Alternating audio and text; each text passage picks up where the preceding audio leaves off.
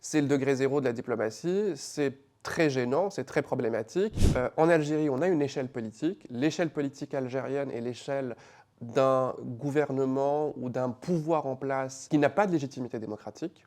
Donc on a un pouvoir arbitraire qui fait dans la surenchère dans sa diplomatie, et notamment avec des discours parfois très hostiles. On a l'échelle politique française où vous avez à la fois la montée en puissance de la droite et de l'extrême droite qui est très présente aujourd'hui dans le gouvernement et qui explique un discours volontiers anti-algérien. Vous avez aussi une diplomatie qui est malade, c'est-à-dire une absence de consistance et de cohérence diplomatique. Et enfin, vous avez la troisième échelle, qui est l'échelle des relations franco-algériennes. Et dans ces relations franco-algériennes, on a des différends. On a à la fois une histoire qui n'est pas digérée, c'est-à-dire l'histoire de la colonisation et de la décolonisation qui n'est pas digérée, ce qui explique une ritournelle mémorielle des deux côtés de la Méditerranée en réalité.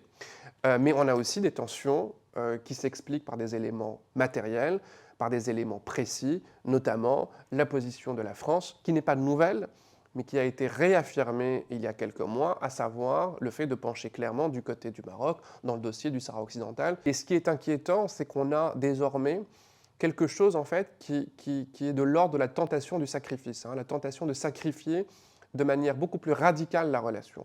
Donc en Algérie, cette tentation du sacrifice passe par exemple, au-delà du discours anti-français, passe par la volonté d'endiguer la place de la langue française dans l'espace public. On retrouve la même chose désormais en France. On manifeste l'idée que les relations avec le Maroc ont vocation à être beaucoup plus fluides et beaucoup plus simples pour la diplomatie française, alors que les relations avec l'Algérie sont de toutes les façons vouées à l'échec.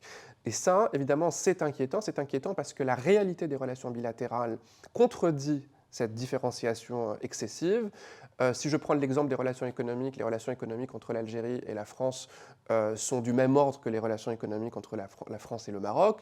En 2023, on a une hausse des échanges commerciaux entre l'Algérie et la France. Donc il y a une réalité quand même des relations qu'il ne faudrait pas négliger. C'est quand même incroyable par exemple de se dire que dans les années 60 où la France était la puissance coloniale il y a à peine quelques années, c'est-à-dire où dans les années 60, l'Algérie venait d'acquérir son indépendance. Donc dans les années 60, les relations franco-algériennes étaient plus fluides qu'aujourd'hui. C'est-à-dire que c'est quand même incroyable de se dire qu'au lendemain d'une guerre particulièrement féroce, on se retrouve avec des relations beaucoup plus fluides qu'aujourd'hui, en 2025. Et ça montre bien que le vrai problème n'est pas exclusivement une question de réconciliation des mémoires, etc. On ne réconcilie jamais tout à fait des mémoires parce qu'elles seront toujours différentes. Le problème, c'est comment on fait avec les relations franco-algériennes aujourd'hui, matériellement.